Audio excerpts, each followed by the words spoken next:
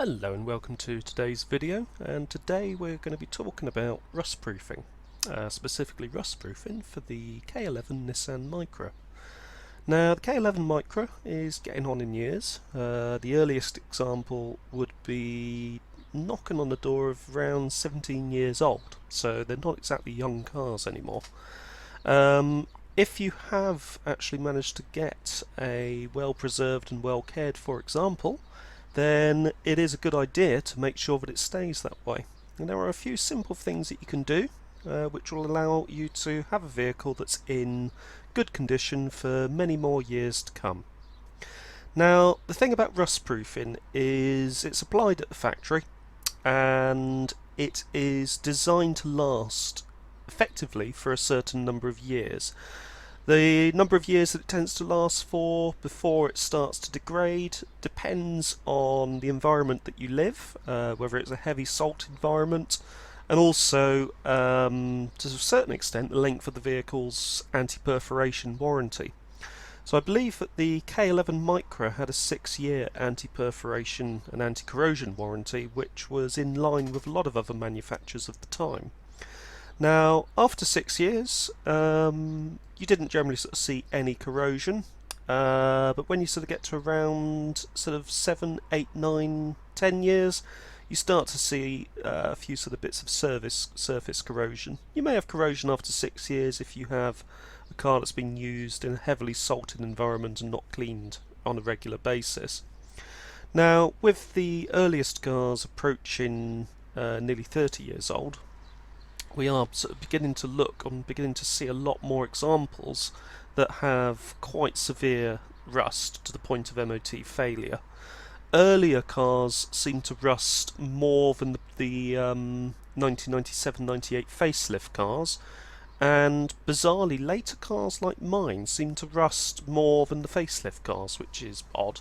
There was quite a bit of cost cutting with the later cars, which is evident in sort of rustproofing to a certain extent. Now, areas that we can actually attack, areas that we can rustproof, starting off with the sills.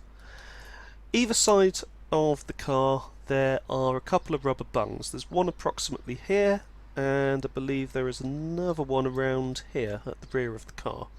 This will be on both sides. It's a good idea to remove those rubber bungs and inject rustproofing as appropriate. I tend to use dinitrile with the extension that allows you, the tube extension that allows you to get right inside of the sills. It's a good idea to do that on both sides. If you've got a car with a sunroof, make sure that both the sills are clear, and if possible you can actually redirect the sunroof drain to drain out somewhere else where it's not going to be pooling water in the sills. Other things to make a note of and other things to take care of is the front crossmember. Now the front crossmember lives immediately behind the bumper, running along the bottom of the bumper across the front of the car like so. The radiator sits on top of the crossmember around here, with, if you've got a model like mine with air conditioning condenser also sits on the crossmember like so. On vehicles without air conditioning, you will have an empty space around here. So an empty space around here, and there will be suitable access to get into the crossmember, certainly in this region here.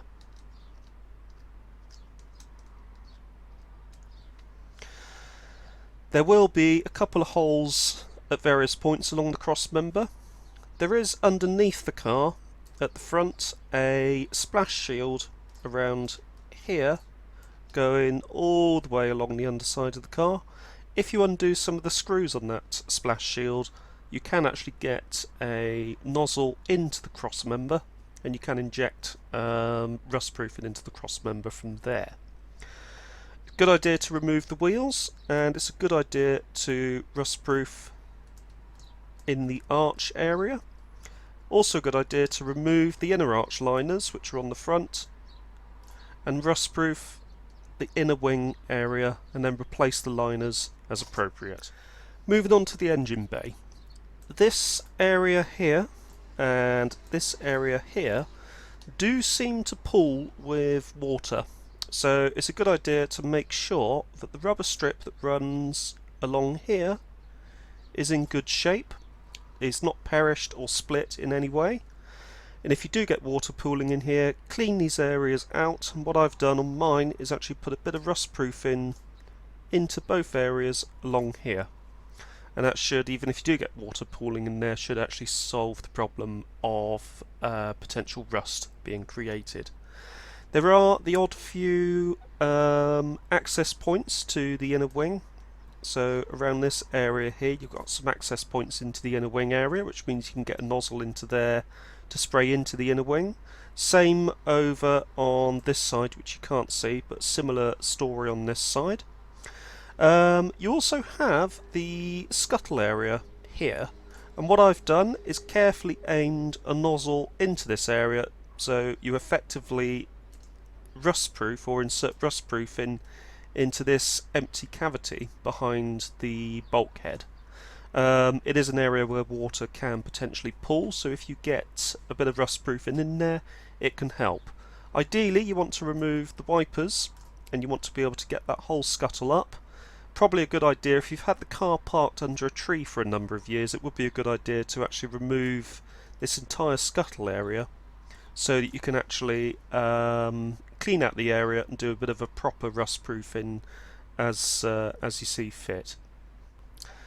Coming to the rear of the car, it's a good idea to, if you are doing any work on the rear suspension, it's a good idea to pay some attention to the following areas. Area number one, we have the upper spring cup. This is present on both sides. As you can see on my example, I had surface rust around this general area. It's a double skinned affair, so you can see here and here elements of where the skin is either parting or where it has naturally become like that during the pressing process. There is around here a small hole which is actually there, it is part of the assembly, and it's a good idea to clean up this entire area with some rust converter, and a good idea to spray some rustproofing into here, rustproofing in here and here, and generally just rustproof this entire area. There is a rubber ring that will refit in this area, so once you've got this area rustproofed you can refit the rubber ring and away you go. As you can see, we've got a little hole here. Some rustproofing can be inserted into here. This is basically a box section which extends from the rear of the car down and all the way down to the floor pan. A good idea to get as much rustproofing in there as you can, and as you can see here I've also got the inner arch done and also the floor pan done as well, so it's a good idea to get the car up in the air, do the whole floor pan. Now one thing that I didn't do was I didn't mask off any of the areas when I was rustproofing, so there is rustproofing on this heat shield and also on this section of exhaust, so it's probably worth wrapping that, obviously with the car cold, wrapping this in some plastic or sort of newspaper and masking it all off so that you don't get rustproofing on there. What will tend to happen is the rustproofing will warm up and sort of just gradually smoke off, although in my case it doesn't seem to have, it's actually been okay. You'll tend to get more problems nearer the front. So this section is looking at the rear arch. So just to give you an idea, that arrow points to the front of the car. Sections to pay attention to. This section here is well worth rustproofing. That is a cup where the shock absorber will actually sit in. Clean this area up, insert some rustproof. Another area worth paying attention to is on each side of the car you'll have a couple of holes here. Those go into a box section, and getting some rustproofing into there is a good idea. Now, because the Micra is not being rude to it, it is a cheaper car. It's a small car, it's not built, doesn't sort of cost that much to build. You will find a lot of areas where you've got sort of almost these flanges. On some cars you've got seam sealant over said flanges, but on the Micra they're spot welded on and the flange is left semi-open. Now, because there is a bit of galvanisation going on, you don't seem to really sort of see many problems, although when the galvanisation wears off you do tend to see rust sort of developing on the flange itself and also around the edge. So it is a good idea to wire brush off any rust, put on some rust converter, and then using dinitrile, the dinitrile will actually seep into this area because of its sort of penetration qualities, and will keep this whole area sort of free from moisture and also hopefully, touch wood, free from rust. Same story with this section here as well. And that really sort of concludes the rust proofing, certainly for the rear part of the car. In the video that follows, we're going to be discussing some of the potential hidden areas that you can come up against, and also what we can actually do about rust proofing those particular areas. Hello and welcome to today's very quick video. So I've just given the Micra a service, and one thing to do is to rust proof some of the potentially neglected areas. One such area is behind the rear near side wheel arch tub. Using some dinitrile of this nozzle attachment, I'm able to get in there and liberally spray the area with rust proofing. Make sure to mask off any wiring so that it doesn't get covered with the rust proofing solution, which can affect connections on wiring connectors. Over on the other side we have a similar story. You want to make sure that you get all the way in there.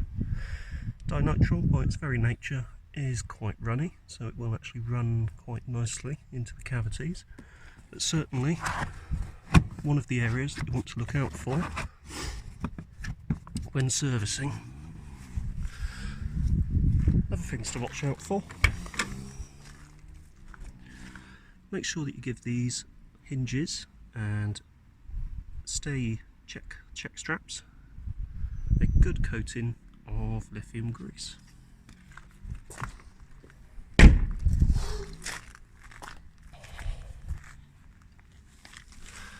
Underneath, you want to check your under trays are in place. Mine's actually missing a little thing there, so I need to get one for that. You want to make sure that all of the splash guards are in place.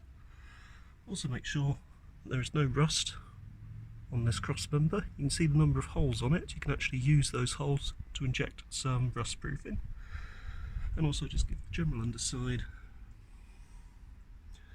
a quick once over, focusing on the sills themselves. If you have a model with a sunroof, make sure that your sunroof drains, which are in the sills, are actually unblocked. You can also make a note of the exhaust condition and check any connections under here for the rearmost lambda sensor. On this particular model we have one catalyst and two lambda sensors, pre and post catalyst lambda sensor. Also check the condition of both the inner and, in this case, the outer drive shaft boots.